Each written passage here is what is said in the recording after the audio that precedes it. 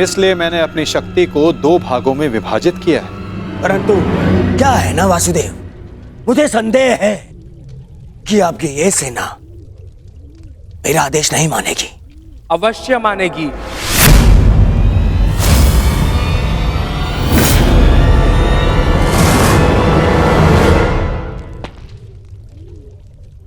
क्योंकि मैं नारायणी सेना का नेतृत्व करूंगा। मैं हस्तिनापुर की ओर से युद्ध में भाग लूंगा और नारायणी सेना का सेनापति बनकर निर्देश दूंगा। अब कोई छल नहीं कर पाएगा और ना ही कोई विद्रोह।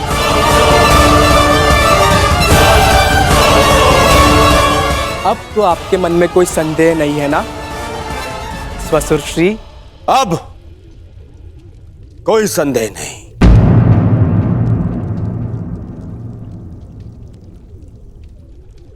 ये विभाजन मुझे स्वीकार है।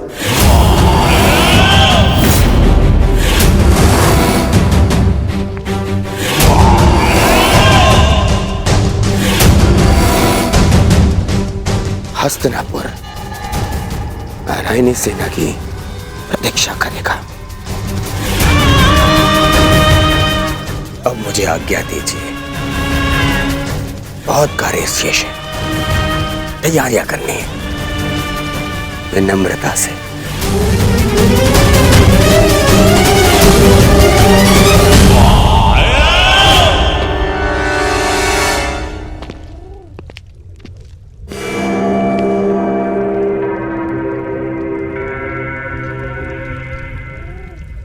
तुमने ऐसा क्यों किया पार्थ? मेरे समर्थन के लिए इतना बड़ा त्याग? मुझे ऐसा कुछ नहीं चाहिए माता जो मुझे आपसे दूर करे। ऐसी नारायणी सेना से क्या लाभ जिसमें नारायण ही ना हो? ये धर्म युद्ध है माता, और धर्म वहीं खड़ा होगा जहां आप होंगे। और धर्म की विजय कोई भी सेना नहीं रोक सकती। आप सदैव हमारे मार्गदर्शक रहे हैं। मुझे विश्वास है कि आप विजय का मार्ग अवश्य दिखाएंगे। मैं प्रतीक्षा करूंगा। मुझे ऐसा सुनकर अति प्रसन्नता हुई अर्जुन। लंबी यात्रा से आए, बहुत थक गए हो, जाकर विश्राम कर लो। कुछ प्रहर बाद चले जा। प्रणिपात।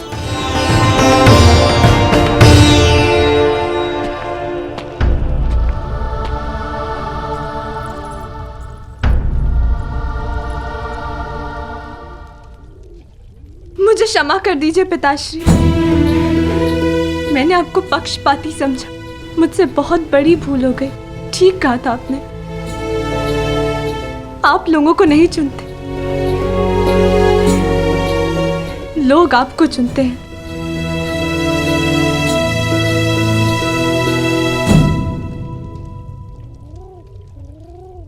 हमारा भविष्य हमारे चुनावों का ही परिणाम होता है पुत्री।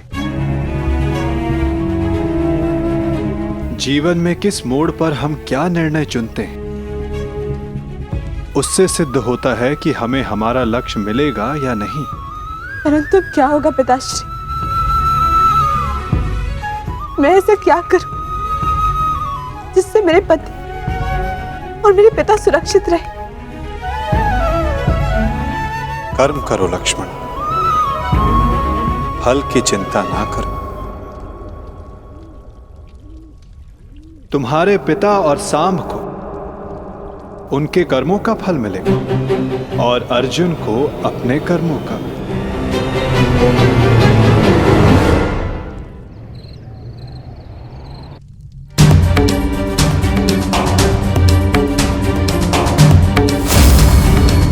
मैं भी इस युद्ध में सम्मिलित होना चाहता हूं।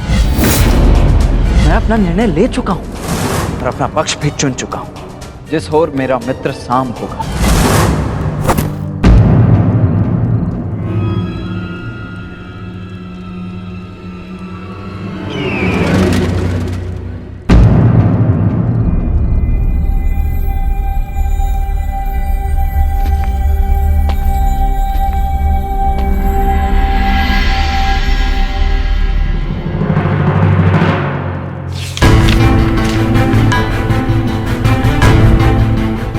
अंगराज, युवराज दुर्योधन द्वारका से हस्तिनापुर लौट रहे हैं और सूचना ये है कि नारायणी सेना दुर्योधन के पक्ष में आ गई है और कृष्ण अर्जुन के पक्ष में है। अंगराज, तुम शीघ्र हस्तिनापुर लौटो। युद्ध हस्तिनापुर की सीमा पर है। गांधार राज शकुनी।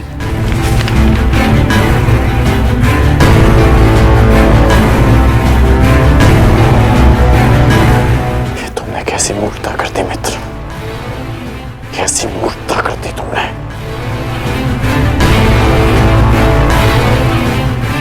मुझे अभी द्वारका किले प्रस्थान करना होगा।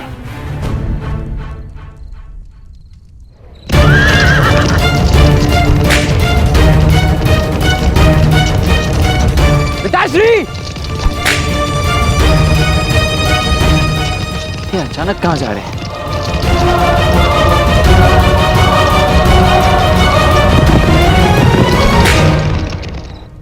मां,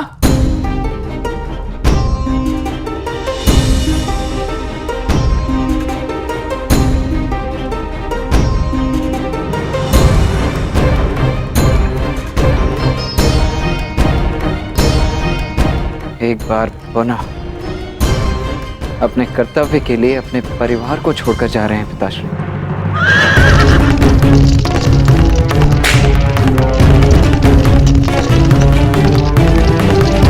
विश्वास नहीं होता, अर्जुन इतना बड़ा मूर्ख है। इतनी सरलता से मुझे नारायणी सेना दे दी। हाँ?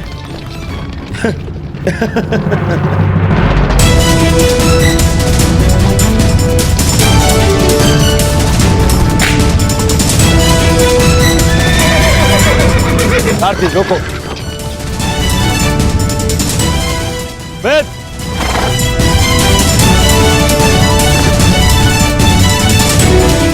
अच्छा हुआ तो मुझे यही मिल गए। मैं सोच ही रहा था कि सबसे पहले ये शुभ समाचार मैं तुम्हें ही दूं। जानते हो मैंने क्या किया है? यही मैं जानना चाहता हूँ कि यह तुमने क्यों किया है।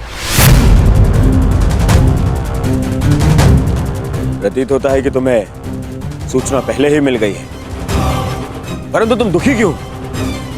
तुम्हें तो प्रसन्न होना चाहिए। मुझे नारायणी सेना मिली। नारायण के बिना तुम्हें नारायणी सेना मिल गई है। मैंने तुमसे कहा था कि तुम्हें अर्जुन से पूर्व द्वारका पहुंचना है। तुम अर्जुन से पूर्व द्वारका क्यों नहीं पहुंचे मित्र? अरे तुम्हें मिथ्या बोध हुआ है। मित्र, अर्जुन से पूर्व द्वारका पहुंचा था। क्या? तो फिर ऐसा क्यों हुआ? अरे क्या हुआ मित्र? कुछ अनुचित नहीं हुआ है, सब हमारे हित में हुआ। हम दोनों को बराबर का अवसर मिला था, कृष्ण या नारायणी सेना चुनने का। उस मूर्ख ने नारायणी सेना छोड़कर कृष्ण को चुना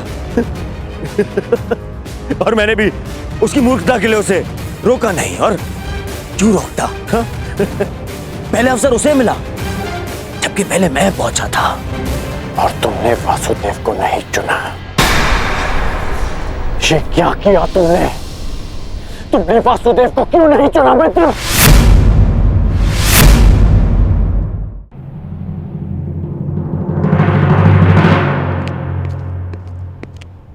उस पाखंडी कृष्णा को ये उपहार दे देना। कहना उसको कि उसके पास मेरी एक वस्तु है जो मुझे चाहिए। तुम्हें चिंता करने की कोई आवश्यकता नहीं है मित्र। अब हमारा सामना कोई नहीं कर सकता है। हमारे पास संसार की सबसे बड़ी और सबसे ताकतवर सेना है, नारायणी सेना, जो आज तक कभी पराजित नहीं हुई। और तुम्हें लगता है कि मैंने कृष्ण को ना चुनकर कुछ अनुचित किया है? वो कृष्ण जो इस युद्ध में शस्त्र भी नहीं उठाएगा। मित्र, तुम जानते हो कि नारायणी सेना आज तक अपराजित क्यों रही है? वो अपराजित रही है केवल वासुदेव के कारण। और आज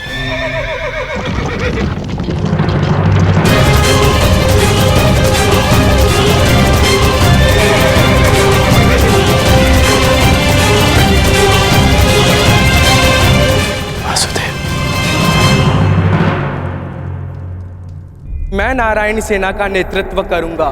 मैं हस्तिनापुर की ओर से युद्ध में भाग लूंगा।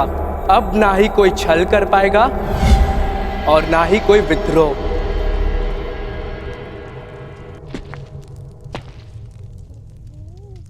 प्रणिपात माता। पार्थ, क्या हुआ पार्थ? कुछ भूल गए थे? हाँ माता, मैं आपको बताना भूल गया था कि द्वारका पहुंचने में मुझे विलंब हुआ था, क्योंकि मार्ग में मेरा एक विचित्र घटना से सामना हुआ। तुम्हारे कहने का तात्पर्य यह है कि तुम्हारा सामना किसी विचित्र मनुष्य से हुआ, है ना पार्थ?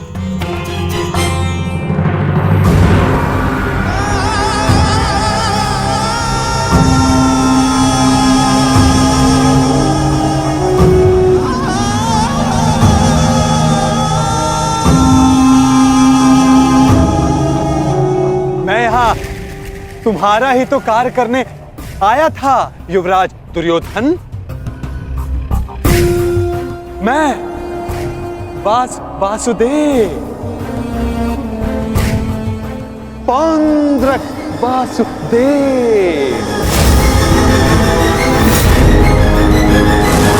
पौंड्रक वासुदेव, यही नाम बताया ना उसने?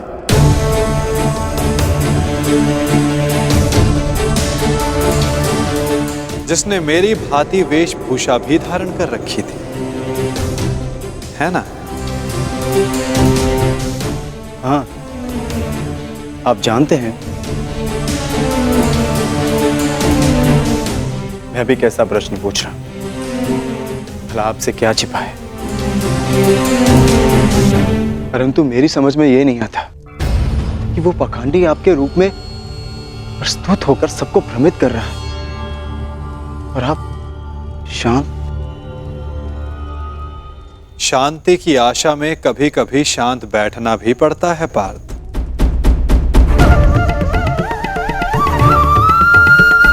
मुझे ज्ञात है कि पौंड्रक मेरे नाम का दुरुपयोग करके सबको भ्रमित कर रहा है, परंतु अवसर सबको मिलना चाहिए अपनी भूल सुधारने का। वही अवसर जो मैं सबको देता हूं, वही अवसर जो मैंने शिशुपाल को दिया था, वही अवसर जो मैंने कंस मामा को भी दिया था। और यदि मनुष्य अपनी भूल ना सुधारे तो उचित समय आने पर उसे अपने कर्मों के फल अवश्य मिलते हैं पार्थ।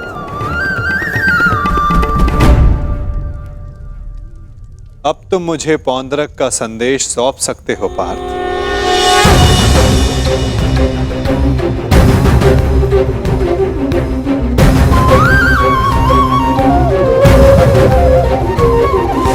यदा यदा हि धर्मस्य ग्लानिर्भवति भारत परित्राणाय साधूनां विनाशाय च दुष्कृताम्।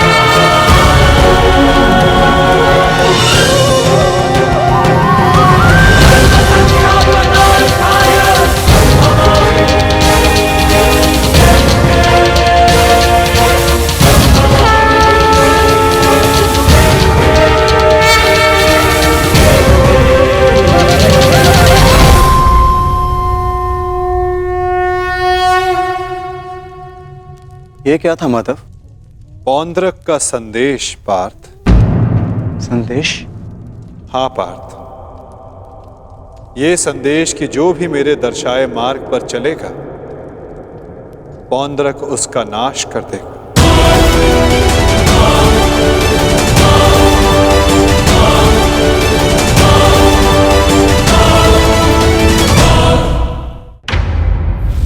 ये वासुदेव नहीं है। कौन है ये मित्र? हमारे मित्र का मित्र है ये पौंड्रक, पौंड्रक वासुदेव। इन्हीं की सहायता से मैं अर्जुन से पूर्व द्वारका पहुंचा और नारायणी सेना को अपने पक्ष में कर पाया। इसका श्रेय मामा श्री की तीव्र बुद्धि को जाता है मित्र। उन्हीं ने पौंड्रिक को संदेश भेजा कि वो अर्जुन के मार्ग में बाधा उत्पन्न करे।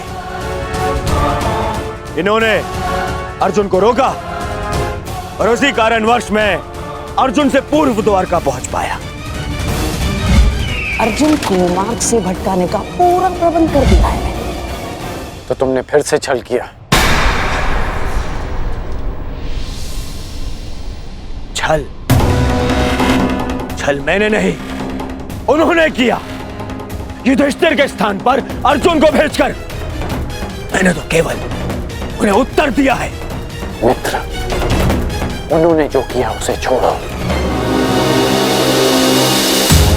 परंतु तुम्हें अवसर मिलने पर भी तुमने वासुदेव के स्थान पर नारायणी सेना को चुना। इसे मूर्खता कहते हैं। मूर्खतापूर्ण बातें तो तुम कर रहे हो अंगराज। वासुदेव तो दुर्योधन के ही पक्ष में है। मैं हूं वास्तविक वासुदेव। पौंड्रक वासुदेव दुर्योधन के ही पक्ष में है। मुझे तुम पर दया आती है अंगराज, दया आती है तुम पर कि मुझे समक्ष पाकर भी तुम उस छलिए कृष्ण की माया में उलझे हुए हो।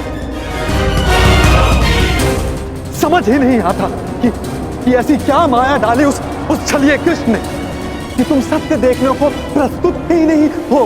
पौंड्रक, पौंड्रक वासुदेव है मेरा नाम। पूरा नाम तो लेना सीखो अंगराज। खेद है मुझे, खेद है कि तुम एक मनुष्य की पहचान करने में असमर्थ हो। तुम अपने युद्ध के लिए अपनी सेना में एक पाखंडी को चुनना चाहते हो। उस पाखंडी कृष्ण को चुनना चाहते हो तुम। अरे ऐसा क्या है उस छलिए पाखंडी कृष्ण में जो तुम सब सारे लोग उसकी ओर खींचे जा रहे हो? क्या समस्त संसार में केवल एक ही मायावी रह गया है? हाँ?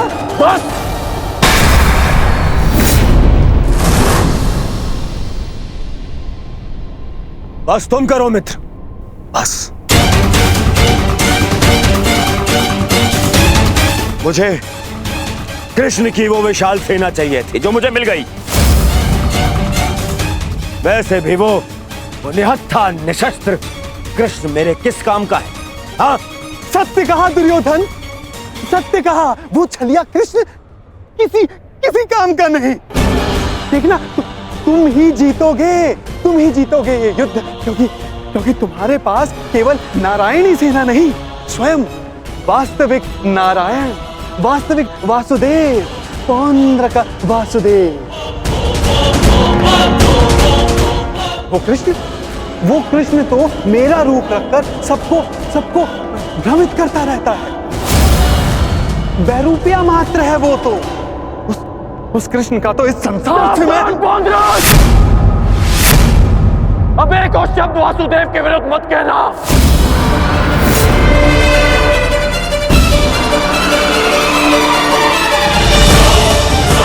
वो कृष्ण तो मेरा रूप रखकर सबको भ्रमित करता रहता है। बैरूपिया मात्र है वो तो। उस कृष्ण का तो इस संसार से मैं अब एक और शब्द वासुदेव के विरुद्ध मत कहना, अन्यथा क्या अंगराज? हाँ? मार डालोगे मुझे? मार डालोगे?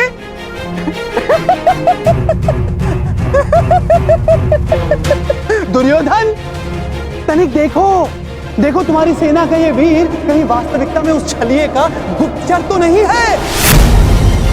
छलिए और बहरूपिये तो तुम हो पौंड्रक। कुछ ही क्षणों में तुम्हारी वास्तविकता मेरे समक्ष आ गई है। तुम मेरी चिंता करनी छोड़ो, केवल अपनी चिंता करो। तुम केवल एक बड़बोले ढोंगी हो जो वासुदेव होने का स्वांग रचा कर बैठे हो। मौन रहो दुस्साहसी, मौन।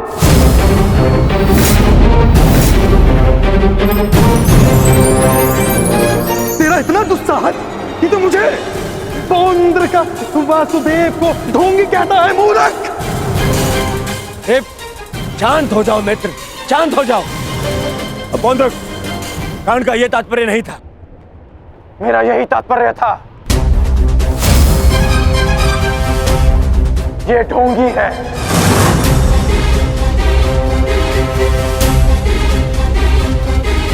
यदि तुम वास्तव में वासुदेव हो तो मुझे निशस्त्र करके दिखाओ। मैं तुम्हें चुनौती देता हूं। पौंद्रक वासुदेव को चुनौती?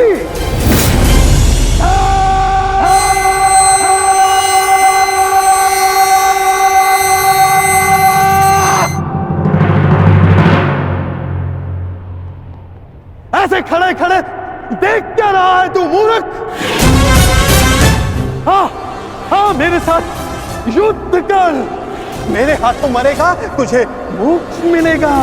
हाँ, जिस प्रकार आज मैं तेरा अंत करने वाला हूं, उसी प्रकार मैं उस कृष्ण का भी अंत करूंगा, उस रणछोड़ का। जो रासलीला के नाम पर स्त्रियों को भ्रमित करता है, जो बाल क्रीड़ा के नाम पर स्त्रियों के वस्त्र चुराता है, जो स्वयंवर से स्त्रियों का हरण करता है, उस कृष्ण का पक्ष ले रहा है तू। उसके लिए तू मुझसे युद्ध कर रहा है। उस कृष्ण का भी मैं वध करूंगा, पहले तेरा, उसके बाद उसका। अब तुम्हें सीमा पार करती है।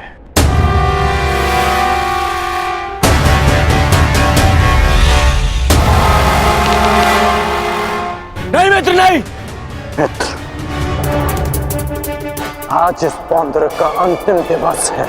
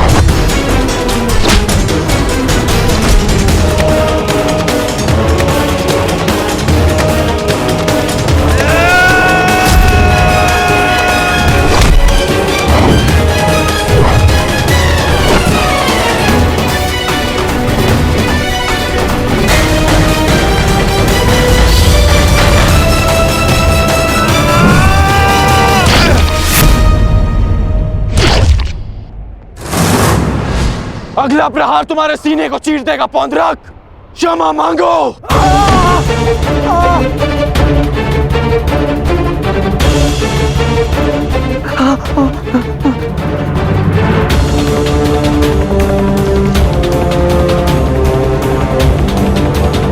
अब बोलो, क्या कह रहे थे तुम? कौन हो तुम? मैं ही हूं वास्तविक वासुदेव। पौंद्रक वासुदेव मैं ही हूं। पाखंडी! नहीं कर मित्र, नहीं नहीं मित्र। रुक जाओ अंगराज।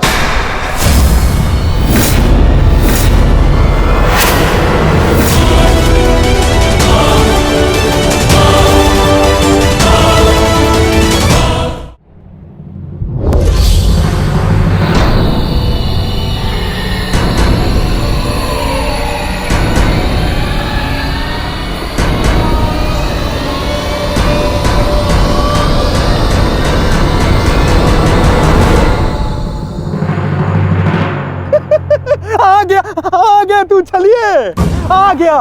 अंततः वो दिन आ गया कृष्ण, जिसकी वर्षों से मुझे प्रतीक्षा थी। यदि अंत से पूर्व मनुष्य को उसकी भूल का भान हो जाए तो अच्छा ही होता है। अब तो तुम्हें विश्वास हो गया होगा कि वास्तविक वासुदेव कौन है। मैं ही हूं वास्तविक वासुदेव। पौंद्रक वासुदेव, इसलिए जिसका अधिकार आरंभ से केवल मेरा है। मुझे मेरा सुदर्शन चक्र दे दो कृष्ण। देने ही तो आया हूं तुम, परंतु चेतावनी, मैं तुम्हें बहुत अवसर दे चुका हूं पौंड्रक। तुम्हारे पाप का घड़ा भरता जा रहा है पौंड्रक। अब मेरा स्वांग रचना बंद करो। चुप कर छलिए कृष्ण। तू ढोंग, तू छलिया मुझे बताएगा कि अब मुझे क्या करना चाहिए और क्या नहीं। जो तुझे देव मानते हैं ना, वो सब दृष्टिहीन है और बुद्धिहीन भी। परंतु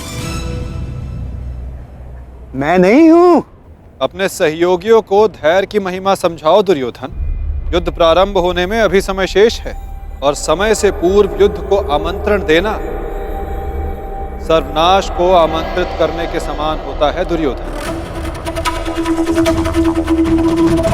क्योंकि इस समय मैं अस्त्र ना उठाने के लिए बंधित नहीं हूं। मनुष्य को खाई में गिराने के लिए उसका केवल एक पग पर्याप्त होता है पौंड्रक। अभी अभी मैंने कर्ण को रोककर तुम्हें मृत्यु के मुख में जाने से रोका है। कदाचित तुम्हारा अगला पग तुम्हारा अंत ना रोक पाए पौंड्रक।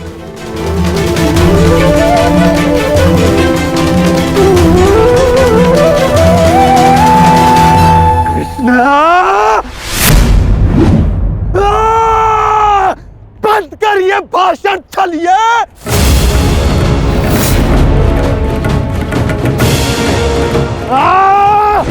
छलिए पाखंडी, आज मैं तेरा अंत करके ही रहूंगा कृष्ण। धैर्य रखो मित्र, क्रोध मुझे भी आ रहा है। अपने क्रोध को युद्ध के लिए बचा के रखो।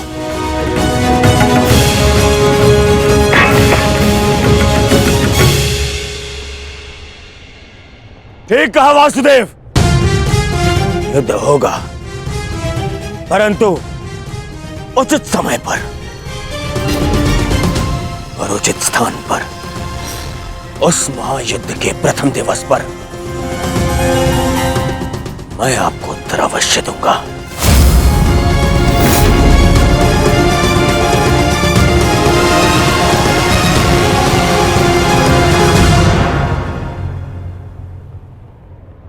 तुम चोटिल हो मित्र, आओ तुम्हें तुम्हारे शिविर पर छोड़ दूं। आओ।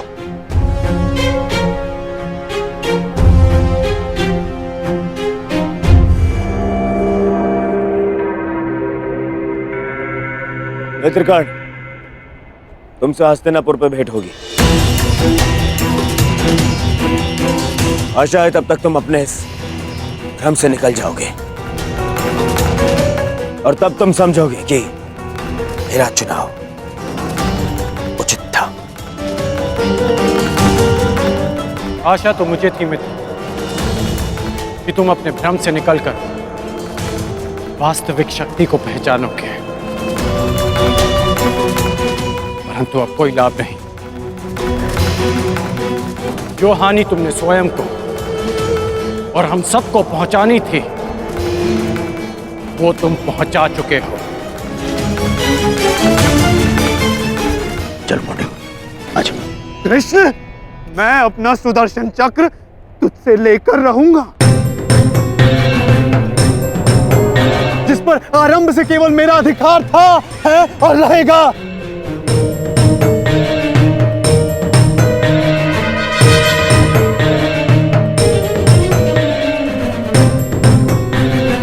चलो सारथी।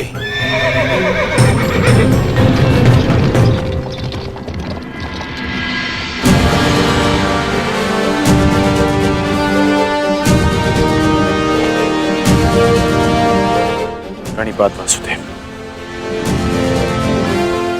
आज्ञा थे। इतनी भी क्या शीघ्रता मित्र?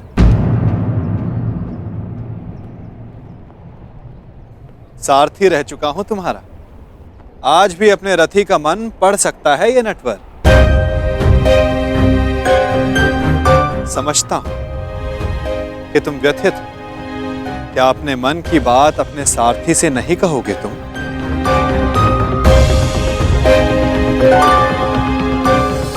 अपने रथी का मन आप पढ़ सकते हैं ना,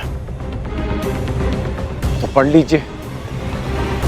इसीलिए कहता हूं मित्र, तुम्हें प्रसन्न होना चाहिए। दुर्योधन ने उचित चुनाव किया, उसे शक्ति चाहिए थी, उसे मिल गई। नारायणी सेना अब उसके आदेश के अधीन होगी। नारायणी सेना में नारायण ही ना हो तो वो कैसी नारायणी सेना केशव?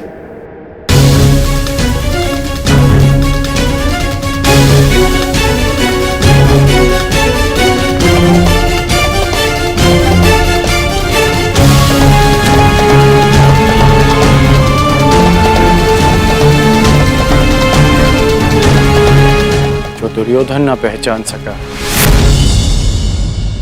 वो आप जानते हैं, और उसे मैं भी देख सकता हूं। जिस क्षण उसने आपको त्याग कर सेना को चुना, उसी क्षण उसने विजयश्री थाल में सजाकर पांडवों को भेंट कर दी।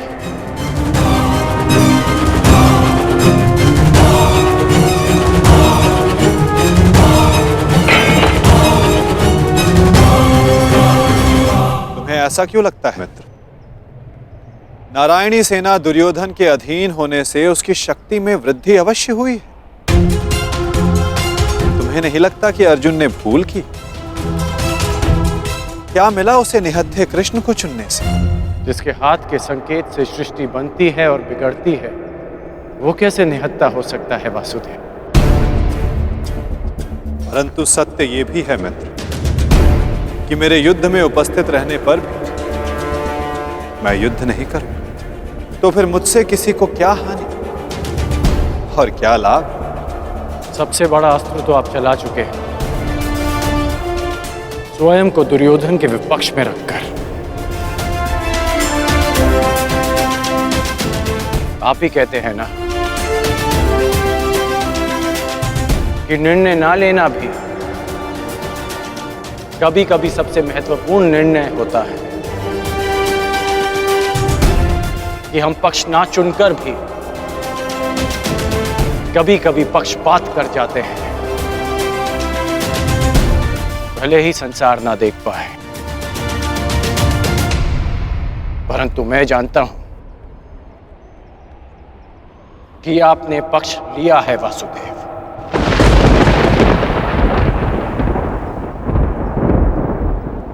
नहीं मित्र, मैं किसी का पक्ष नहीं लेता, ना किसी को चुनता हूं। लोग मुझे चुनते हैं या छोड़ते हैं। मानता हूं कि आपने किसी को नहीं चुना, परंतु आपने दुर्योधन को बाध्य किया कि वो आपको ना चुने।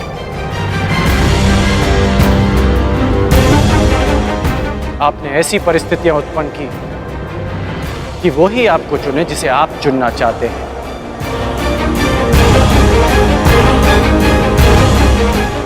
क्या ये एक प्रकार का पक्षपात नहीं वासुदेव?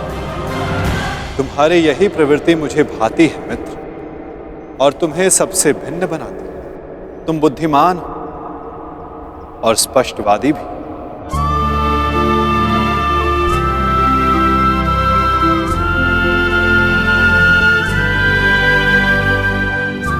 ऐसा होकर भी क्या लाभ वासुदेव, जब मैं आपका साथ ना पा सका।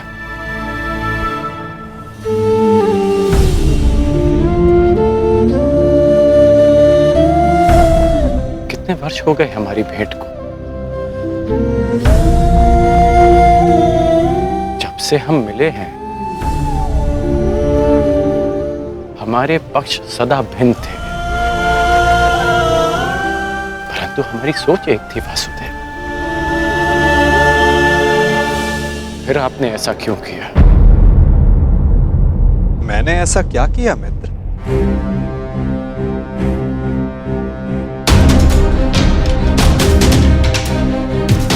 आप सब जानते हैं फिर भी ये प्रश्न कर रहे हैं। अब तो मान जाइए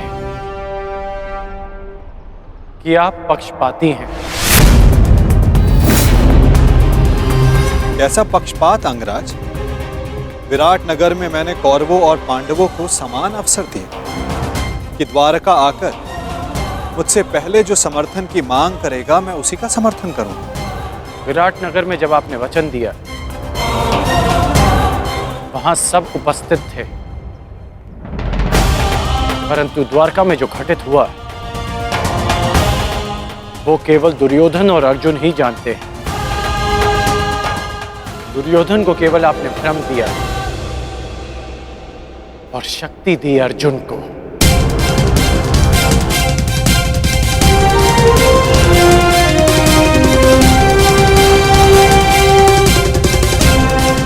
द्वारका में जो घटित हुआ वो केवल दुर्योधन और अर्जुन ही जानते हैं। दुर्योधन को केवल आपने भ्रम दिया और शक्ति दी अर्जुन को। नारायणी सेना को चुनना दुर्योधन का चुनाव था मित्र। मैंने तो उसे केवल विकल्प दिया। अब दुर्योधन ने क्या चुना ये तो उसका निर्णय है। इसमें मैं क्या कर सकता था? आप जो कर सकते थे आपने किया माधव, और उसका परिणाम वही हुआ जो आप चाहते थे। यदि आप पक्षपाती नहीं होते तो अर्जुन को देखते ही आप उससे पूछते हैं कि वो युधिष्ठिर के स्थान पर वहां क्या कर रहा है, परंतु आपने ऐसा नहीं किया। यदि तुम दुर्योधन के चुनाव पर निराश हो तो खेल मैंने नहीं, उसके दम, उसके लालच, उसके अहंकार ने खेला है मित्र। आप भी भली भांति जानते हैं कि दुर्योधन युधिष्ठिर से कहीं अधिक सक्षम शासक है। इस समय भारत को शासक की नहीं, धर्म की आवश्यकता है, धर्मराज की आवश्यकता है मित्र। फिर भी मैंने तुम्हारे तथाकथित सक्षम शासक को विकल्प दिए मित्र, जो विकल्प चुनने में ही चूक गया। वो कैसा सक्षम शासक मित्र? और मेरे विकल्प का क्या? आपने मुझे विकल्प क्यों नहीं दिया?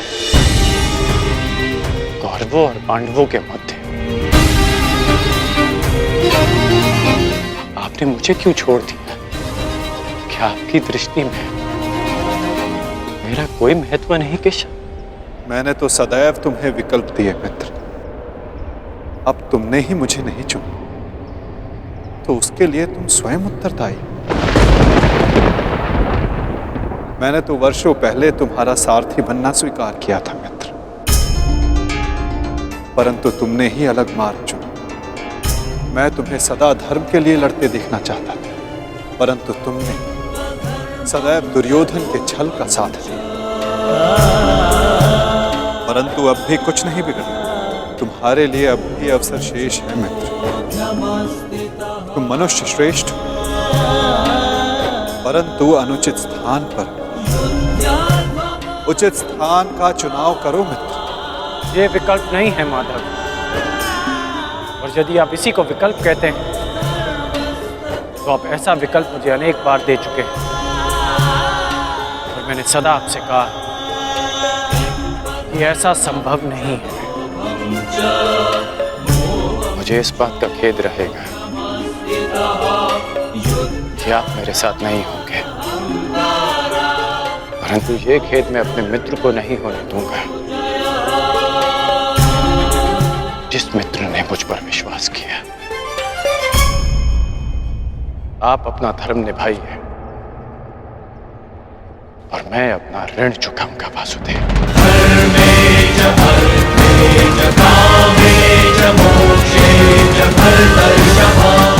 युद्ध में भेंट होगी, प्रणिपात वासुदेव।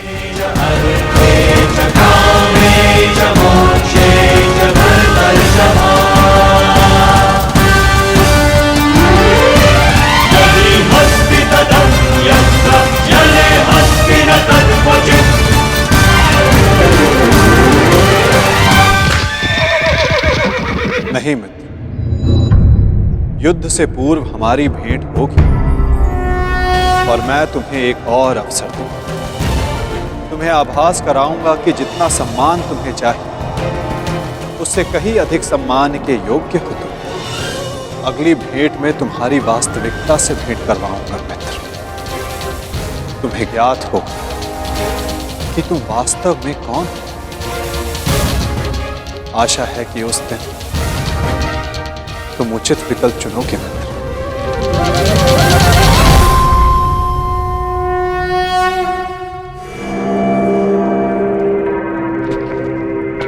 अमश्री,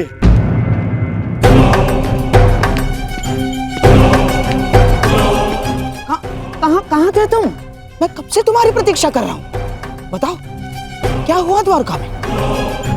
और उस छलिया के रहते तुमने नारायणी सेना को कैसे अध्ययन किया आपने?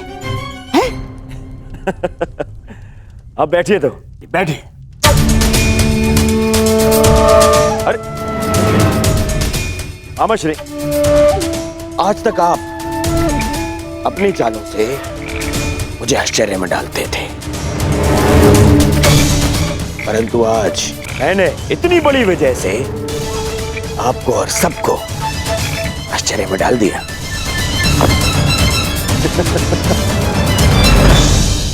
सब इतने प्रसन्न है मेरे इस निर्णय से, सवाए मेरे मित्र कर्ण के। समझ में नहीं आता उसे अभी भी ऐसा क्यों लगता है कि मुझे सेना को छोड़ के उसने हत्या कृष्ण को चुनना चाहिए था।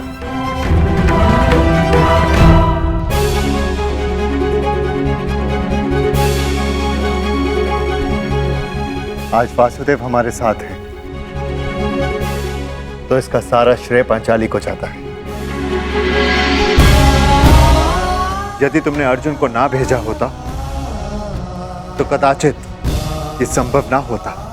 आपका मेरे प्रति इतना विश्वास मेरे लिए बहुत सम्मान की बात है आर्य,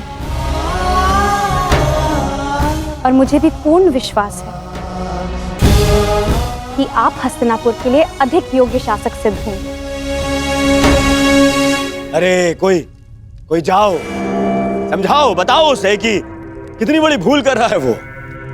भूल तो तुम कर रहे हो दुर्योधन।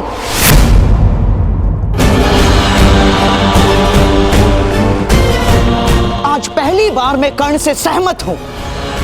तुम्हें नारायणी सेना के स्थान पर कृष्ण को ही चुनना था, ये क्या कर लिया तुमने? अरे मैंने क्या किया मामाश्री?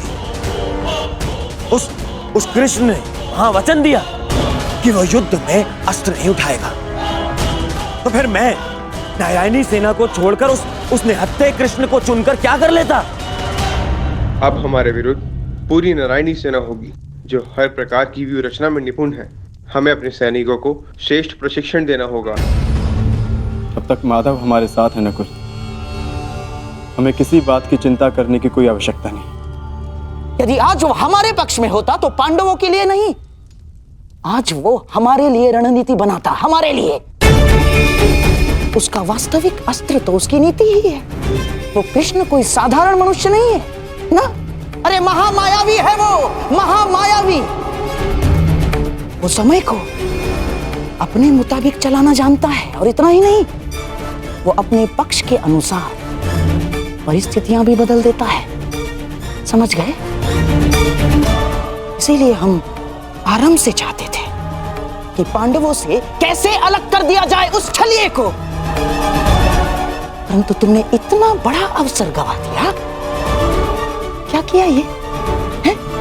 क्या कर दिया ये तुमने? अरे समझ में नहीं आता है मुझे, क्यों सब उस कृष्ण से इतना भयभीत हैं? क्यों? कुछ नहीं बिगाड़ पाएगा वो। अब तो उसकी सेना भी मेरे अधीन है। कुछ नहीं बिगाड़ पाएगा वो।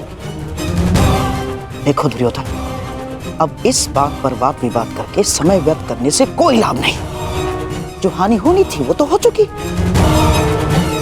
अब इस हानि की भरपाई करने का समय आ गया है। उचित कहा आर्य। अब चाहे जो हो जाए, कौरवों की पराजय निश्चित है, क्योंकि ये धर्म युद्ध है। विजय धर्म की ही होगी, और वासुदेव के हमारे पक्ष में आने के साथ साथ न्याय और धर्म भी हमारे पक्ष में है। विजय हमारी होगी। न्यायानाम अधिकाराणाम ये महाभारत भारत का नव निर्माण करेगा।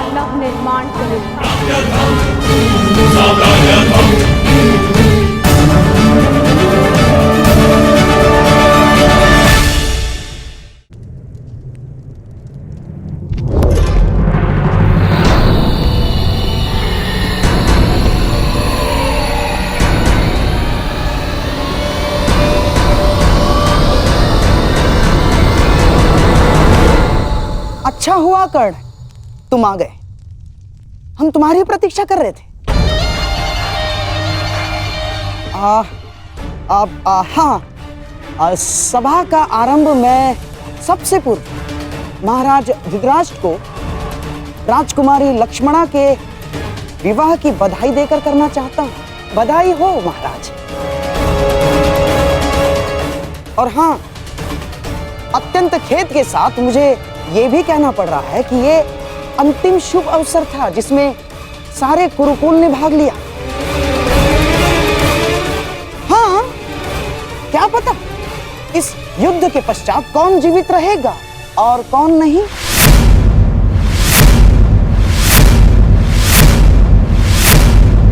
स्पष्ट रूप से कहिए गंधार राज, आपका तात्पर्य क्या है?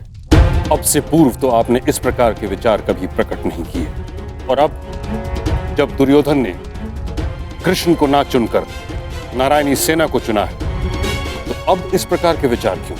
आपका प्रश्न उचित है महामहिम, परंतु यदि मैं अपनी भूल स्वीकार भी करता हूं, तो क्या वो भूल मैं सुधार सकता हूं? कर्ण, तुम्हारा इस विषय में क्या कहना है? मेरा मानना है कि हमें वार्तालाप में समय व्यर्थ नहीं करना चाहिए। हमें अपनी सेना को प्रशिक्षण देकर उन्हें और शक्तिशाली बनाना होगा। अपनी सेना में अधिक से अधिक महान योद्धाओं को एकत्रित करना होगा। मेरा एक और मानना है कि हमें युद्ध के लिए तत्पर रहना चाहिए।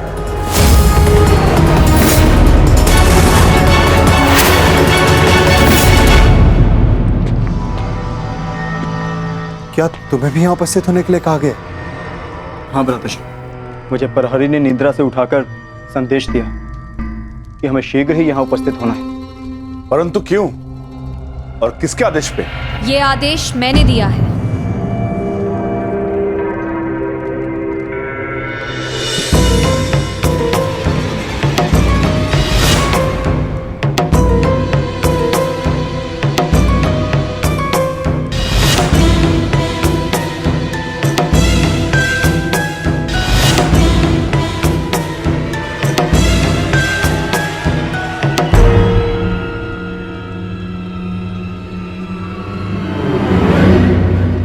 पांचाली, इतनी रात में तुम ये?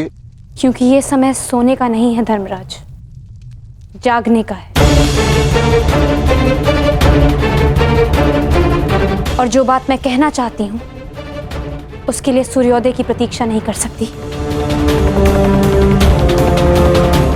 ऐसा क्या है पांचाली?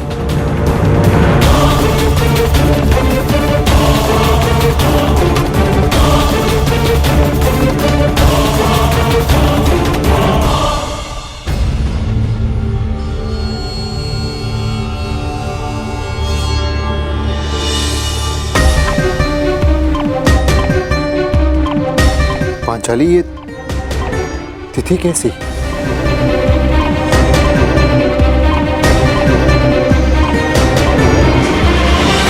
ये वो तिथि है आर्य जिस दिन हम कौरवों के विरुद्ध युद्ध आरंभ करेंगे। यदि ये युद्ध हुआ तो कितने योद्धा और कितने सैनिक मारे जाएंगे? महाराज, इस तथ्य से सभा में उपस्थित सभी मनुष्य अवगत हैं। हाँ, ये भी तो हो सकता है कि हम में से किसी को युद्ध में जाने की आवश्यकता ना पड़े।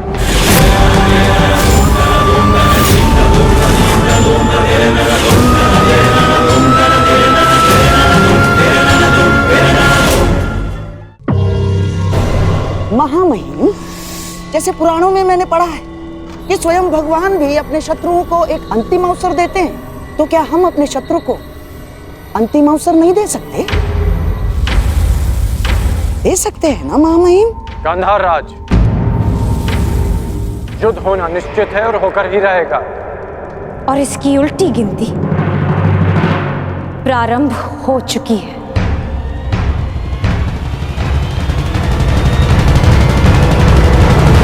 मैं तुम्हारे विचारों से सहमत नहीं हूं। जितना असहमत मैं गंधार नरेश की सोच से हूं, उतना ही असहमत मैं इस निष्कर्ष से हूं। हर परिस्थिति में संधि युद्ध से श्रेष्ठ होती है। हमें पांडवों से संधि वार्ता कर लेनी चाहिए। युद्ध अभी प्रारंभ नहीं हुआ है महाराज, हम इसे रोकने का प्रयास कर रहे हैं। हमें पांडवों से शांति वार्ता करनी चाहिए। मैं जानता हूं कि आप भी ये युद्ध रोकना चाहते हैं। हम भी नहीं चाहते कि ये युद्ध हो।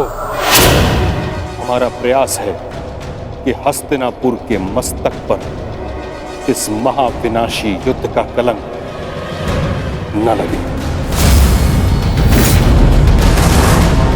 ठीक है ताक्षरी, यदि यह हस्तिनापुर के भविष्य का प्रश्न है तो हम अपने दूत को पांडवों के समक्ष भेजने की आज्ञा देते हैं। हमें उन तक संदेश देना है कि हस्तिनापुर भी इस युद्ध के विरुद्ध है। और युद्ध के अंतिम दिन मैं अपने अपमान का प्रतिशोध लूंगी।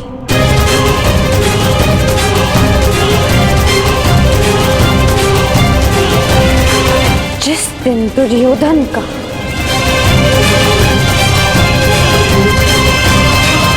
अंत होगा।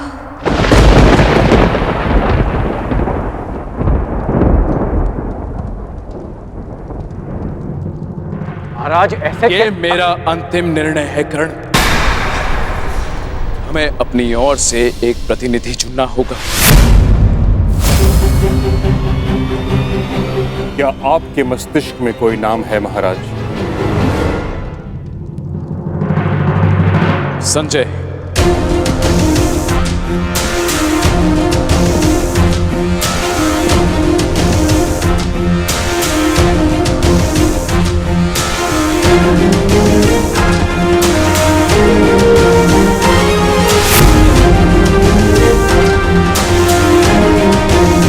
प्रणिपात महाराज।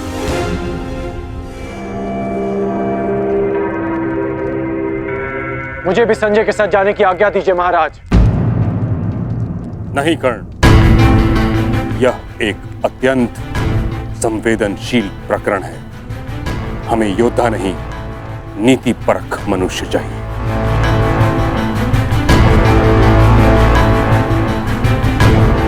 विदुर, तुम संजय के साथ जाओगे।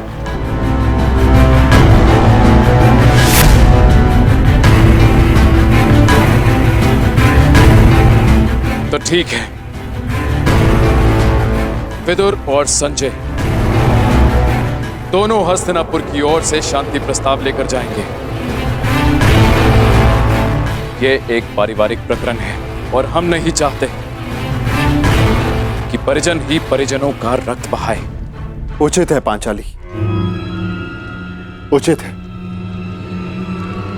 अब ये युद्ध तुम्हारे बताए हुए दिन ही आरंभ होगा।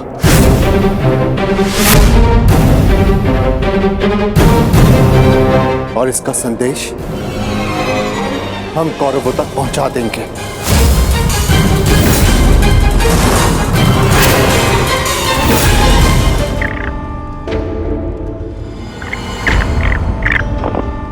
अपने खेल पर ध्यान रखो दुर्योधन, नहीं तो तुम मुझे परास्त नहीं कर पाओगे। क्षमा कीजिए महाश्री, आपके इस अवसर में आपके जितना कौशल नहीं है मेरा, और खेल में मेरा ध्यान नहीं लग रहा है, क्योंकि मुझे समझ में ही नहीं आ रहा है कि आपने ऐसा किया क्यों। मैं पांडवों के समक्ष प्रस्ताव ले जाने के विरुद्ध था, आपने मुझे बाध्य किया। क्यों? आप पांडवों का विनाश नहीं चाहते? आप बदल गए हैं क्या? क्यों आपने पिताश्री को शांति प्रस्ताव ले जाने के लिए मनाया? तुम्हें क्या लगता है दुर्योधन, क्या यह शांति प्रस्ताव युद्ध को रोक पाएगा? कदापि नहीं। अब यह युद्ध होकर रहेगा। इस युद्ध को कोई नहीं रोक सकता। अरे तो फिर संजय और विदुर को शांति प्रस्ताव लेकर क्यों भिजवाया आपने? अरे क्यों ना बताइए ना। बताता, समझो दुर्योधन, जिस प्रकार हम दूत भेजेंगे उसी प्रकार वहां से भी उन्हें दूत भेजना होगा ना। तुम्हें क्या लगता है कौन आएगा दूत बन के पांडवों की तरफ से? कौन आएगा? वही जो दर्शाता तो यही कि उसका किसी भी निजी प्रकरण से कोई संबंध नहीं, परंतु जो हर प्रकरण में बीच में घुस आता है, जो मेरे हर छल को अपनी बुद्धि के बल से असफल कर देता है, वो जिसकी मनोहर बातों का व्यू गुरु द्रोणाचार्य के चक्रव्यूह से भी अधिक शक्तिशाली है, वो जो हस्तिनापुर के सिंहासन पर तुम्हें नहीं उन पांडवों को बिठाना चाहता है। वही छलिया, वही वासुदेव कृष्ण। ये तो उसमें हंसने वाली क्या बात है? उसका क्या? बताता हूं।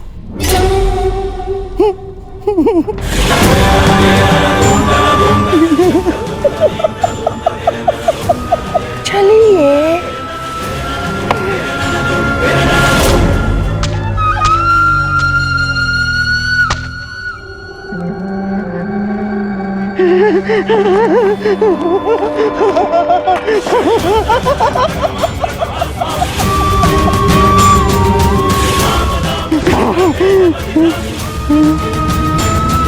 कृष्ण यहाँ आएगा तो अवश्य, परंतु जा नहीं पाएगा।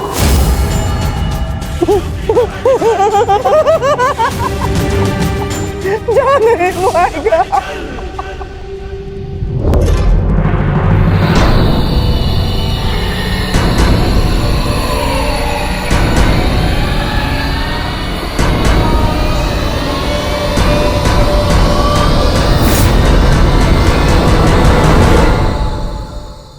आपका क्या मत है वासुदेव? मैं इस प्रकरण में सम्मिलित ही नहीं हूं संजय महोदय, इसलिए इसका निर्णय भी युधिष्ठिर और दुर्योधन पर निर्भर करता है।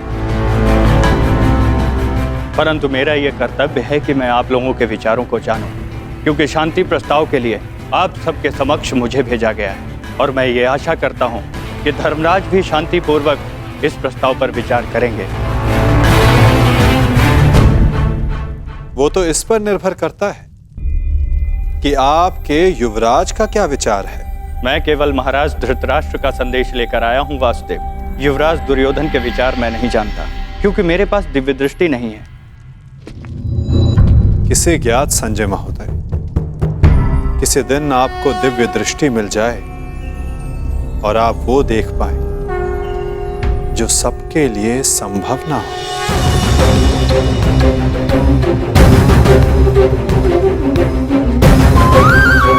धर्मराज, आपके समक्ष हस्तिनापुर से शांति प्रस्ताव आया है। क्या विचार है आपका?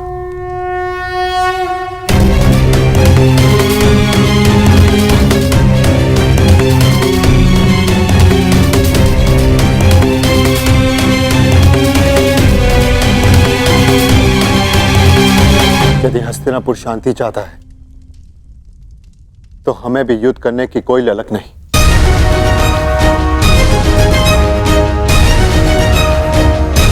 जब पितामह ने पहल की तो उनके निर्णय का मैं सम्मान करूंगा,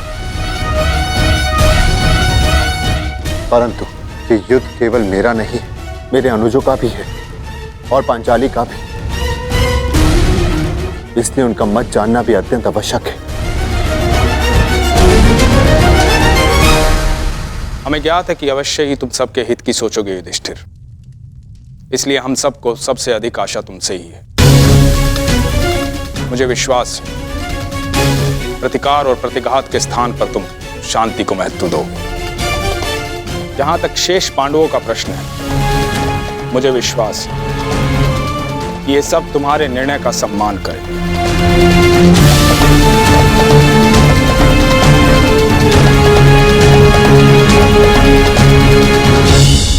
विचार विमर्श करके उत्तर दे धर्मराज, क्या निर्णय होगा आपका?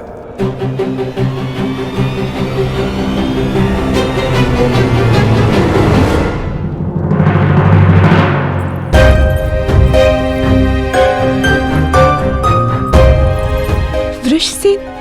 अरे लक्ष्मणा, कैसी हो?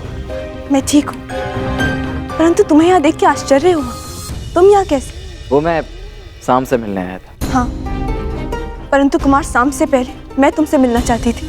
परंतु क्यों? क्योंकि अब केवल तुम ही अपने मित्र को इतनी बड़ी भूल करने से रोक सकते हो। सांब युद्ध में न केवल अपने पिता के विरुद्ध खड़े हो रहे हैं, अपितु वो स्वयं हस्तिनापुर की ओर से नारायणी सेना का नेतृत्व कर रहे हैं। परंतु अभी भी कुछ नहीं बिगड़ा है वृषसेन। सांब तुम्हारा मित्र है, उसे समझाओ, वो तुम्हारी बात कभी नहीं टालेगा। क्षमा चाहता हूं लक्ष्मण। देखो, मैंने सदैव मित्र बनकर तुम्हारी सहायता की है, तुम्हारा पक्ष लिया है, परंतु आज मैं शाम का पक्ष लूंगा। वृषसेन? हाँ लक्ष्मण, मैं बहुत पहले ही निर्णय ले चुका हूं कि शाम जिस भी पक्ष में होगा, मैं सदैव उसी का साथ दूंगा।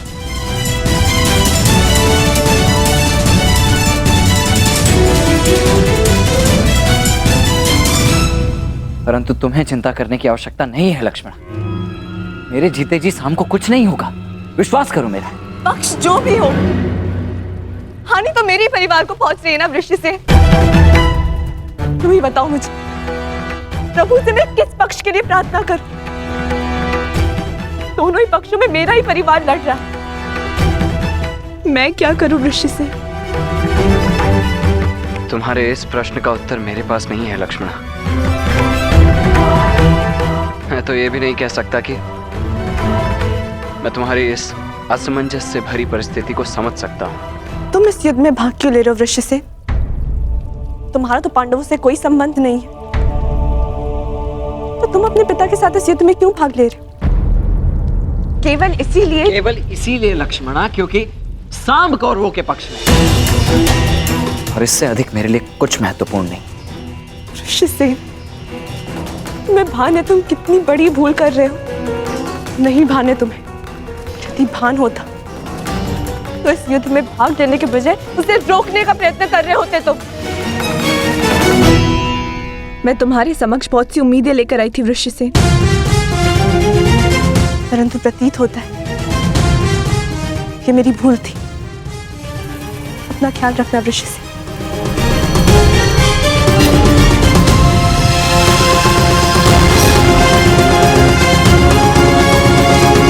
अब मैं तो क्या, कोई भी इस युद्ध को होने से रोक नहीं सकता है लक्ष्मण।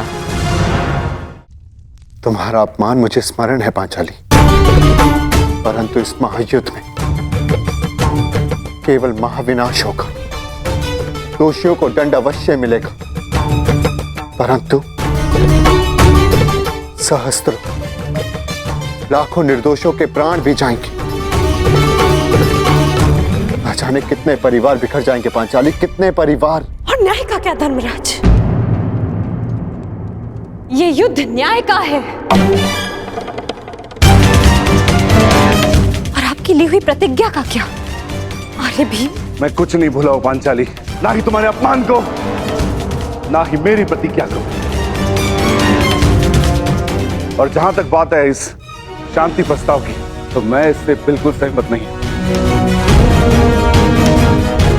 परंतु पांचाली, हम सब तुम्हारा मत जानना चाहते हैं,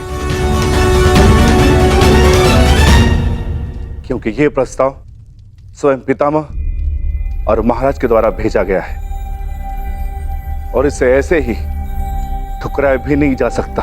आप भूल रहे हैं वृकोदर, उस सभा में श्रद्धेय पितामह और महाराज धृतराष्ट्र भी उपस्थित थे, और वो भी मेरा अपमान होने से नहीं रोक पाए थे। मुझे लगा था कि वनवास पूर्ण होने के पश्चात हम सबके जीवन का एक ही उद्देश्य है, कौरवों का विनाश।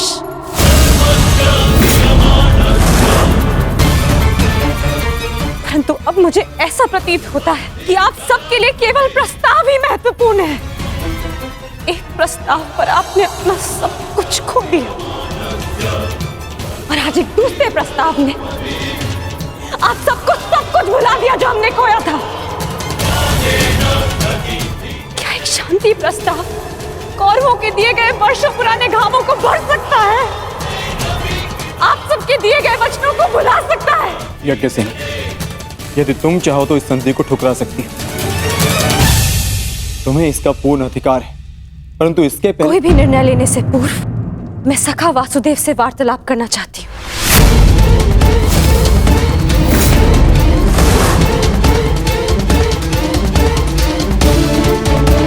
क्या हुआ?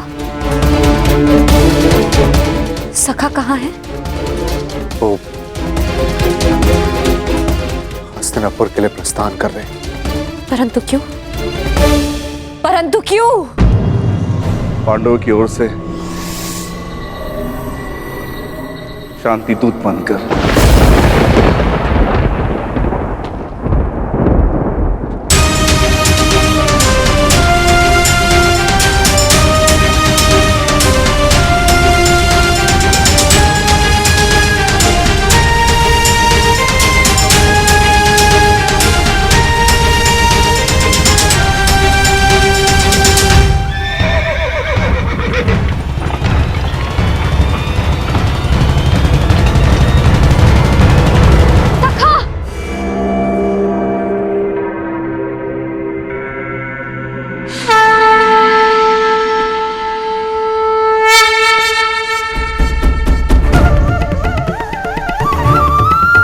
क्रोधित हो अपने सखा से?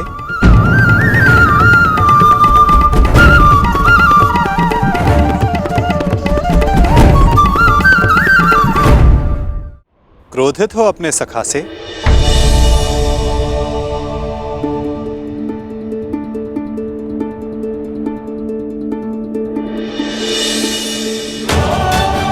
लगा प्रस्थान कर गए। भला अपनी सखी से मिले बिना मैं प्रस्थान करने की सोच भी कैसे सकता हूं? जानता हूं तुम्हारे मन में बहुत प्रश्न तुम्हें व्याकुल कर रहे हैं। जो कुछ भी तुम्हारे हृदय में है कह सकती हो। मैं वचन देता हूं तुम्हारे हर प्रश्न का उत्तर देगा ये सखा। ठीक है, तो बताइए कहाँ जा रहे थे आप? हस्तिनापुर, पांडवों के शांति दूत बनकर? अपनी सखी का अपमान भूल गए आप सखा? अपमान करने वालों के समक्ष संधि का प्रस्ताव लेकर जा रहे हैं आप? मुझे आपसे ये आशा नहीं थी सखा। आप उन दोषियों से गले मिलने को तत्पर हो गए जिन्होंने मेरे... क्या यही आपका न्याय है सखा कि आप मेरा मत जाने बिना ही जा रहे थे?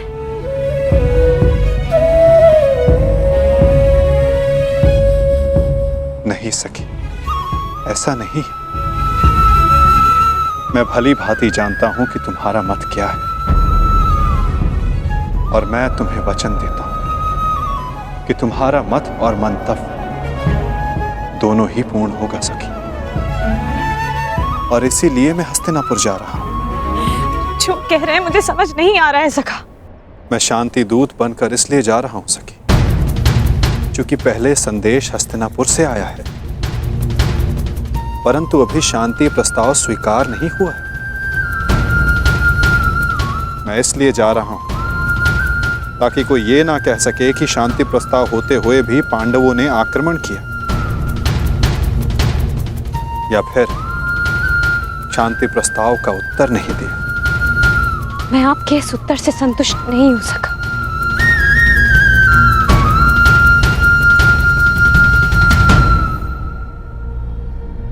सखी, मैंने तुम्हें यह कहा था कि मैं तुम्हारे प्रश्नों का उत्तर दूंगा, परंतु संतुष्ट होना या ना होना ये तुम पर निर्भर करता है सखी। अब मुझे हस्तिनापुर जाने की आज्ञा दो।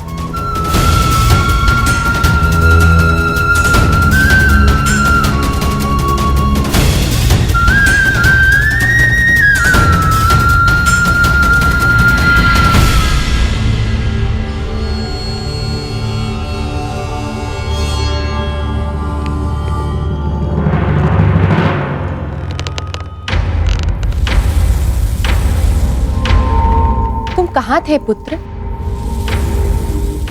द्वारका। परंतु क्यों? मैं पहले ही बता चुका हूं कि मैं इस युद्ध में भाग ले रहा हूं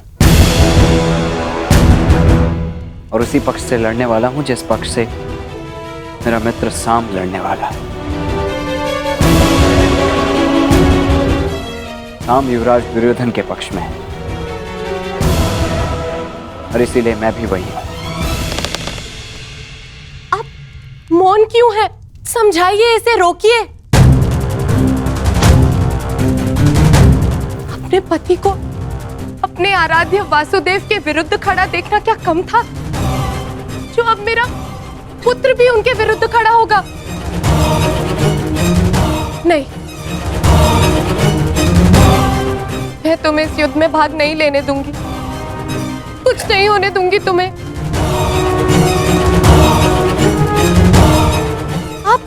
इसे रोकिए, समझाइए। श्री कृष्ण के विरुद्ध युद्ध में खड़े होने का अर्थ है केवल सर्वनाश,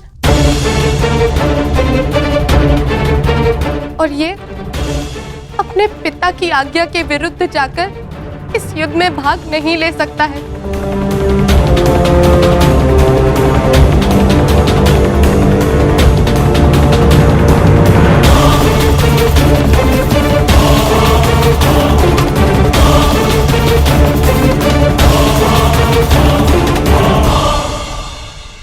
जब तुमने मुझ पर बाण छोड़ा तो तुमने मेरे सीने को लक्ष्य बनाया था, परंतु तुम्हारा लक्ष्य थोड़ा चूक गया। उसमें तुम्हारी भूल नहीं थी, उसका कारण तुम्हारा धनुष था। तुम्हारा धनुष संतुलित नहीं है।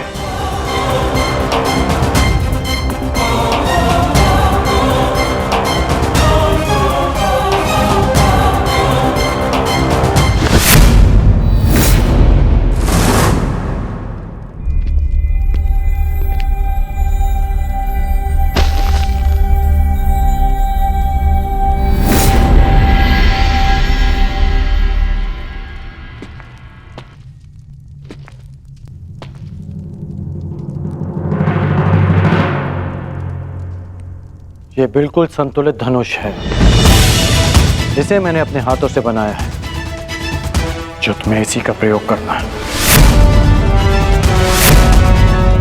लक्ष्य कभी नहीं चूकेगा।